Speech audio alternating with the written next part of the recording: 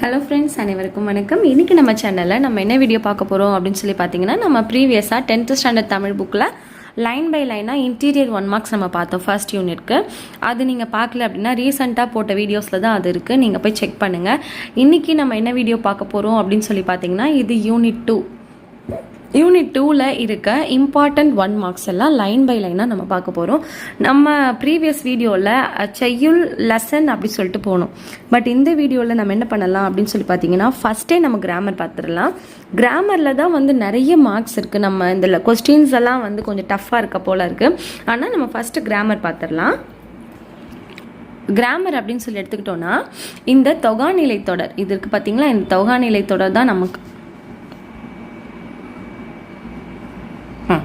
இந்த தொகைநிலை தொடர் இதுதான் வந்து நமக்கு கிராமரில் கொடுத்துருக்காங்க. இந்த தொகைநிலை தொடருடைய ஃபுல் வீடியோ வந்து நான் ஆல்ரெடி முடிச்சிருக்கேன். அந்த வீடியோவோட லிங்க் உங்களுக்கு டிஸ்கிரிப்ஷனில் கொடுத்துருக்கேன், நீங்கள் போய் செக் பண்ணுங்கள்.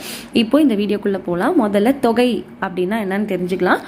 தொகை அப்படின்னா மறைஞ்சு வர்றது, அதாவது மறைந்து அப்படின்னு சொல்லிட்டு அர்த்தம். அதாவது இன்விசிபிளாக இருக்கும், ஆனால் நமக்கு மீனிங் தரும். மறைஞ்சா கூட நமக்கு மீனிங் தரும். இதுதான் தொகை அப்படின்னு சொல்லிட்டு அர்த்தம். ஒரு எக்ஸாம்பிளுக்கு நம்ம எப்போவுமே எக்ஸாம்பிள்லேருந்து பார்த்தா நமக்கு நல்லா புரியும். நீர் பருகினான், ஓகேங்களா? இதுக்குள்ளே என்ன இருக்குது அப்படின்னு பார்த்தீங்கன்னா, நீர் பருகினான் அப்படின்னா நீரை பருகினான் அப்படின்றது தான் மீனிங். அதே மாதிரி வெண்சங்கு ஊதினான், வெண்சங்கை ஊதினான், ஓகேங்களா? வெண்சங்கை. அப்போ இதுக்குள்ளே ஒரு வார்த்தை மறைஞ்சிருக்கு, ஆனாலும் நமக்கு என்ன பண்ணுதுன்னா பொருள் தருது. இது போல் இருக்கிறது தான் தொகைநிலை தொடர். நம்ம ஷார்ட்டாக எக்ஸ்ப்ளனேஷன் பார்த்துலாம். பட் அந்த ஃபுல் வீடியோவில் உங்களுக்கு வித் எக்ஸாம்பிள்ஸோட டீட்டெயில்டாக எக்ஸ்பிளைன் பண்ணியிருப்பேன். ஒன்ஸ் போய் செக் பண்ணுங்கள். இப்போ இந்த தொகைநிலை தொடர் எப்படிலாம் 1 மார்க் கேட்பாங்க அப்படின்னு சொல்லிட்டு பார்த்தீங்கன்னா, எடுத்த உடனே முதல்ல நம்ம தெரிஞ்சுக்க வேண்டிய விஷயம் என்ன அப்படின்னு சொல்லி பார்த்தீங்கன்னா, இந்த தொகைநிலை தொடருடைய வகைகளை நம்ம கண்டிப்பாக தெரிஞ்சுக்கணும். ஏன்னா தொகைநிலை தொடர்கள் 6 வகைப்படும். தொகாநிலை தொடர்கள் எத்தனை வகைப்படும் பார்த்தீங்கன்னா 9 வகைப்படும். ரெண்டுத்துக்கும் உள்ள வித்தியாசம் நம்ம தெரிஞ்சுக்கணும். இப்போ இது 6 வகைப்படும். அப்போ ஃபர்ஸ்ட் கொஸ்டின் எப்படி கேட்பாங்க அப்படின்னு சொல்லி பார்த்தீங்கன்னா, தொகைநிலை தொடர்கள் எத்தனை வகைப்படும் அப்படின்னு ஒரு கொஸ்டின் கேட்பாங்க. நெக்ஸ்ட் எப்படி கேட்கலாம் அப்படின்னு பார்த்தீங்கன்னா, இப்போ ஒரு எக்ஸாம்பிளுக்கு கரும்பு தின்றான் அப்படின்னு சொல்லிட்டு ஒரு எக்ஸாம்பிள் இருக்குது. இதுக்குள்ளே என்ன மறைஞ்சிருக்கு, இதுக்குள்ளே என்ன தொகைநிலை தொடர் மறைஞ்சிருக்கு அப்படின்னு சொல்லி பார்த்தீங்கன்னா, கரும்பை தின்றான். அப்போ இந்த ஐ அப்படின்றது வேற்றுமைக்குள்ளே வரும், சரிங்களா? அப்போ இது வேற்றுமை தொகை அப்படின்னு சொல்லிட்டு நமக்கு தெரிஞ்சிருக்கணும். ஓகே, வேறு எப்படி கொஸ்டின்ஸ் கேட்பாங்க அப்படின்னு சொல்லி பார்த்தீங்கன்னா, இந்த எத்தனை வகைப்படும் அப்படின்னு சொல்லிட்டு பார்த்தீங்கன்னா 6 வகைப்படும் நம்ம ப்ரீவியஸாக பார்த்தோம்ல. அது என்னென்ன வகைன்றது நமக்கு கண்டிப்பாக தெரிஞ்சு வச்சுக்கணும். அப்போ தான் நமக்கு எக்ஸாம்பிள் வச்சு கொஸ்டின் கேட்கும்போது நமக்கு ஆன்சர் தெரியும். ஒரு எக்ஸாம்பிளுக்கு இப்போ வேற்றுமை தொகை அப்படின்னு சொல்லிட்டு எடுத்துக்கிட்டோம் அப்படின்னு சொல்லி பார்த்தீங்கன்னா, வேற்றுமை தொகை மொத்தம் 8 இருக்குது. அதாவது முதல் வேற்றுமைக்கும் கடைசி வேற்றுமைக்கும் உருபு கிடையாது, மற்ற எல்லா வேற்றுமைக்கும் உருபு இருக்குது. அது எப்படி சொல்லுவாங்கன்னா, ஐ ஆளுக்கு இன் அது கண் அப்படின்னு சொல்லிட்டு சொல்லுவோம். இந்த கடைசி வேற்றுமைக்கு உருபு கிடையாது. அப்போது மொத்தம் இந்த 6 வேற்றுமைக்கான உறுப்புகள் நமக்கு தெரிஞ்சுக்கணும். இந்த 6 வேற்றுமைக்கான உறுப்புகளும் ஒரு சென்டென்ஸ்குள்ளே எப்படி வரும் அப்படின்னு சொல்லி பார்த்தீங்கன்னா மறைஞ்சு வரும். இப்படி மறைஞ்சு வந்ததுன்னா அது வந்து வேற்றுமை தொகை அப்படின்னு சொல்லிட்டு நமக்கு தெரிஞ்சிருக்கணும். நெக்ஸ்ட்டு 1 மார்க் எப்படி கேட்பாங்க? இப்போது நம்ம வேற்றுமை தொகைன்றதை நமக்கு படிச்சுட்டோம். இது என்ன உருபும் பயனும் உடன் தொகையும், இது என்ன மேம் வித்தியாசமாக இருக்குது அப்படின்னு சொல்லிட்டு நீங்கள் கேட்கலாம். ஆனால் அதுக்கு தான் நமக்கு எக்ஸாம்பிள் கொடுத்துருக்காங்க, பார்க்கலாம். இப்போ பார்த்தீங்கன்னா தேர்ப்பாகன் அப்படின்னு சொல்லிட்டு ஒரு எக்ஸாம்பிள் கொடுத்துருக்காங்க. இதுக்குள்ளே என்ன வரும்னா, தேரை ஓட்டும் பாகன் அப்படின்னு சொல்லிட்டு ஒரு எக்ஸ்பேண்ட் ஆகுது பார்த்தீங்களா, பெருசாக எக்ஸ்பேண்ட் ஆகுது. அப்போது இதில் என்னெல்லாம் மறைஞ்சிருக்கு? தேரை அப்படின்னு சொல்லிட்டு ஒரு வேற்றுமை உருவும், ஓட்டும் அப்படின்னு அதை விளக்குற ஒரு பயனும், அதை எக்ஸ்பிளைன் பண்ணுற ஒரு பயனும் பொருளும் அது மறைஞ்சு வந்திருக்கு. இப்படி வந்துச்சுன்னா இப்படி ஒரு சொற்றொடரில் வேற்றுமையுடைய உருவும் அதை விளக்குற பயன், அதாவது அது விளக்குற பொருளும் மறைஞ்சு வந்ததுன்னா அது வேற்றுமை உருவும் பயனும் உடன் தொகையும் அப்படின்னு சொல்லிட்டு அர்த்தம். வேறு ஒரு எக்ஸாம்பிள்ஸ்லாம் என்ன அப்படின்னு சொல்லிட்டு பார்த்தீங்கன்னா, இப்போ தமிழ் தொண்டு அப்படின்னு சொல்லிட்டு ஒரு வேர்ட் எடுத்துக்கிறாங்க. தமிழுக்கு செய்யும் தொண்டு அப்படின்னு சொல்லிட்டு, தமிழுக்கு அப்போ கூன்றது 4ஆம் வேற்றுமை உருவு. அப்போ 4ஆம் வேற்றுமை உருபும் பயனும் உடன் தொகையும் அப்படின்னு சொல்லிட்டு நமக்கு தெரிஞ்சிருக்கணும். ஸோ 1 மார்க்ஸ் எப்போவுமே இந்த வேற்றுமை உறுப்புகளை பொறுத்த வரைக்கும் இந்த 1 மார்க்ஸ் எப்படி கேட்பாங்கன்னா எக்ஸாம்பிள்ஸை வச்சு தான் கேட்பாங்க.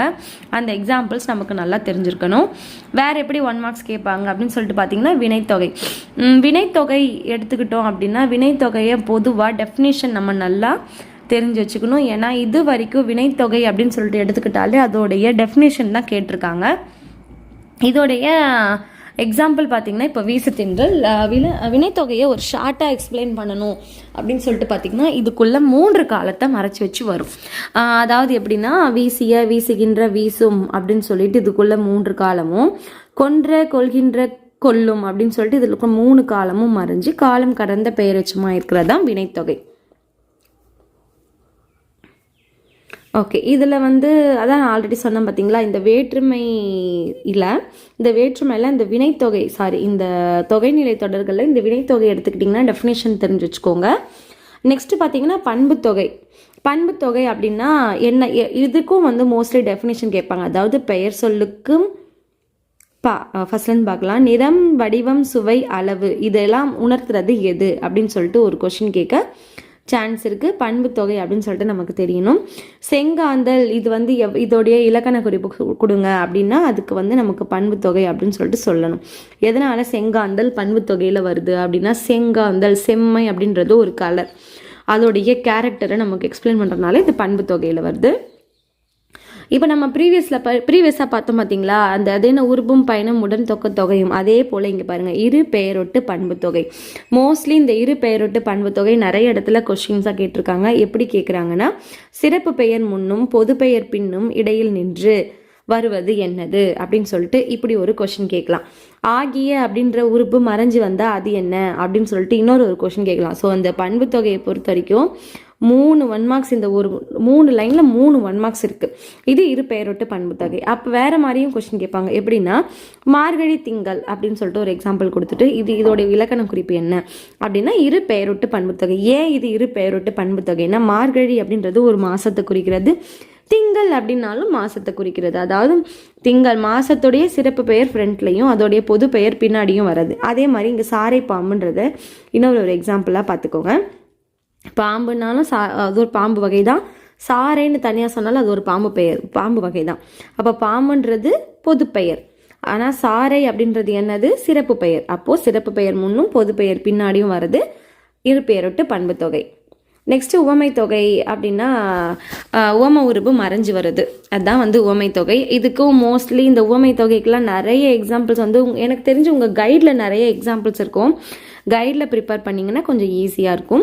உண்மை தொகை அப்படின்றது என்னென்னா ஈஸி தான். அண்ணன் தம்பி தாய் சேய், அப்போ அண்ணனும் தம்பியும் அப்படின்ற அப்படின்ற உறுப்பு எப்படி இருக்கும்னா மறைஞ்சு வரும். இப்போ இங்கே பார்த்தீங்கன்னா இன்னொரு எக்ஸாம்பிள் என்ன கொடுத்துருக்காங்கன்னா தாய் சே, அதாவது தாயும் சேயும் அப்படின்னு சொல்லிட்டு எடுத்துக்கலாம். இந்த அப்படின்ற உறுப்பு மறைஞ்சு வருது. அப்போ இது வெளிப்படையாக வந்துச்சுன்னா அது எண்ணுமை, மறைஞ்சு வந்ததுன்னா அது உண்மை தொகை. நெக்ஸ்ட் எக்ஸாம்பிள் பார்த்தீங்கன்னா அன்மொழி தொகை அப்படின்னு சொல்லிட்டு எடுத்துக்கிட்டோம் அப்படின்னா அந்த பர்சனை டைரெக்டாக குறிக்க மாட்டாங்க. சிவப்பு சட்டை பேசினார், அதுக்கு இந்த நானும் ரவுடி தான் படத்தில் நயன்தாரா சொல்லுவாங்கள்ல, ரெட் டிஷர்ட் நீ தாண்டா, அதுதான் இது அன்மொழி தொகை. அந்த பர்சனை அவங்களுக்கு தெரியாது, ஆனால் அவங்க போட்டிருந்த அவங்க கிட்ட இருக்க ஏதோ ஒரு விஷயத்தை வச்சு அவங்கள சொல்கிறது தான் அன்மொழி தொகை. இந்த அன்மொழி தொகையை எப்போவுமே டெஃபினேஷன்ஸ் படிச்சுக்கோங்க. ஏன்னா அன்மொழி தொகையை நம்ம பார்த்த உடனே கண்டுபிடிச்சிருவோம், ஆனால் அது டெஃபினேஷன் கேட்டால் நம்ம குழம்பி போயிடுவோம். அதனால் அன்மொழி தொகையோடைய டெஃபினேஷன் படிச்சுக்கோங்க. இந்த கற்பவை கற்றபின் இந்த ஆக்டிவிட்டீஸ்லாம் நான் ஆல்ரெடி வீடியோஸில் போட்டிருக்கேன், ஷார்ட்ஸாகவும் போட்டிருக்கேன், லாங் வீடியோவாகவும் போட்டிருக்கேன். கண்டிப்பாக போய் ரீசெண்ட் வீடியோஸில் நம்ம சேனலில் ரீசெண்டாக போட்ட வீடியோஸில் நீங்கள் போய் தயவு செஞ்சு செக் பண்ணிங்கன்னா இதுக்கான ஆன்சர்ஸ் எல்லாம் உங்களுக்கு கிடைச்சிடும். அடுத்து இந்த செகண்ட் யூனிட்டில் நெக்ஸ்ட் நம்ம எடுத்துக்கிட்டோம் அப்படின்னா காற்றேவான்றது மனப்பாட செய்யுள் கிடையாது. ஆமாம் கிடையாது. பட் இருந்தாலும் காற்றேவாக்குள்ளே நீங்கள் என்னெல்லாம் தெரிஞ்சுக்கணுன்னா பாடலாசிரியர் பற்றி கண்டிப்பாக தெரிஞ்சுக்கோங்க. இதில் நம்ம புதுசாக நமக்கு ஒரு இன்ஃபர்மேஷன்ஸ் கொடுத்துருக்காங்க. எப்பவும் போல் நம்ம சொல்லும் பொருளும் கண்டிப்பாக படிச்சுக்கணும். இந்த சொல்லும் பொருளும்லேருந்து நமக்கு 1 மார்க்ஸ் கேட்பாங்க.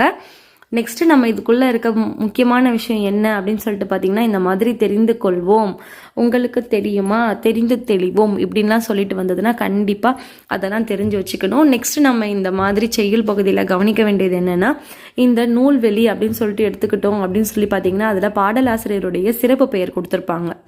ஸோ இந்த சிறப்பு பெயர், பொது பெயர், அப்புறம் அவங்க என்னெல்லாம் பண்ணியிருக்காங்க, இந்த கேலி சித்திரம் அப்படின்னு சொல்லிட்டு, கேலி சித்திரம்னா என்னென்னா காமிக்ஸ் பிக்சர் அப்படின்னு சொல்லிட்டு சொல்லுவாங்க தெரியுங்களா.